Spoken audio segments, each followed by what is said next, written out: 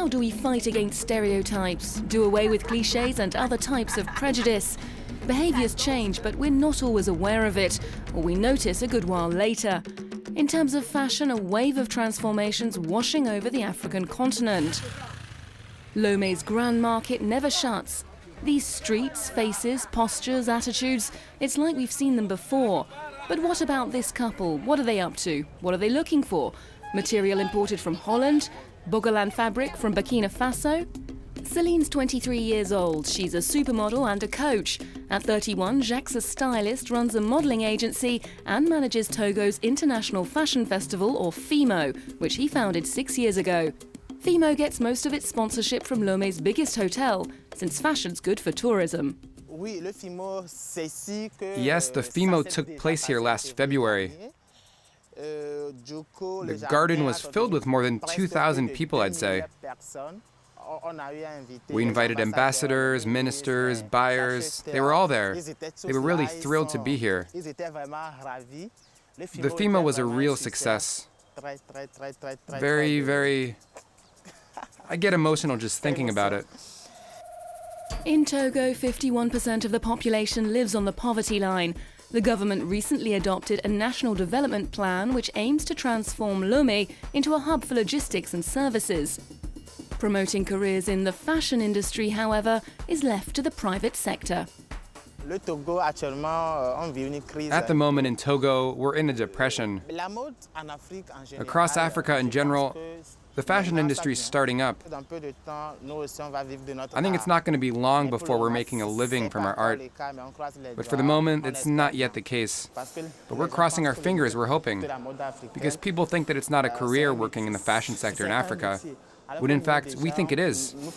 You can pay your bills with it. The design process starts with the choice of fabric, and then comes the silhouette. Here we have a fabric from Burkina Faso. It's very light, quite soft. I bought this other fabric in Addis Ababa. It's stretchy, a bit shiny, and very soft, very light. Jacques works with traditional cloth, given a psychedelic twist. These batik print fabrics, or wax, were developed by Europeans in the 17th century, an attempt to win over the locals in West Africa. Togo also produces lots of cotton for export to Europe. A lot of it goes to Holland to make the batik print fabric. Ordinarily, we shouldn't be short of fabric here, but there you go. That's Africa. And well... So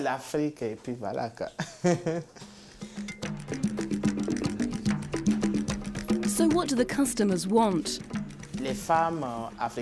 African women, Togolese women, prefer ready-to-wear pieces that fit really close to the body. Very simple, wearable things you can wear to work. Or you can wear on Sunday for church.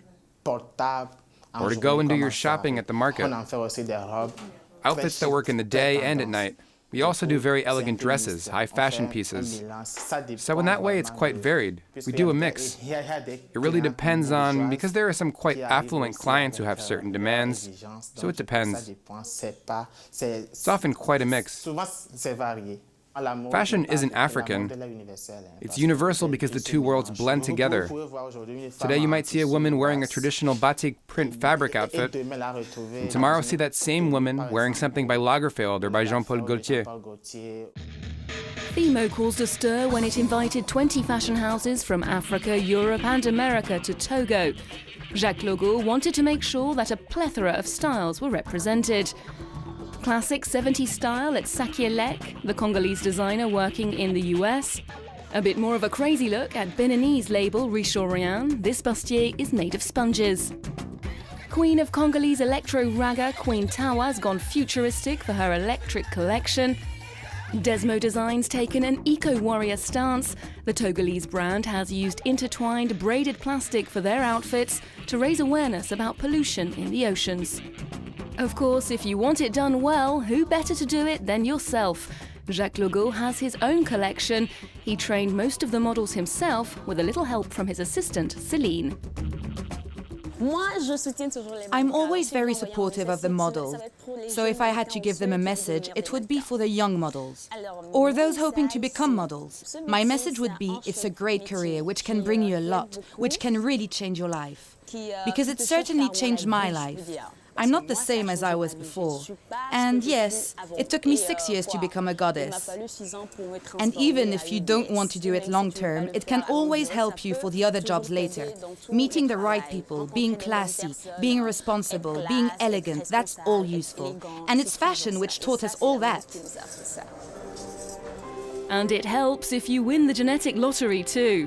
The next edition of FIMO will be held in Lomé next February, and it could well see designers from across the African market outdoing their European colleagues when it comes to creativity and design. Fake news.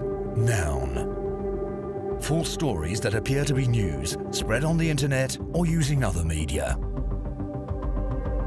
At France 24, our job is to provide you with information that's been verified. We check sources, we check facts, we sort what is true from what is fake.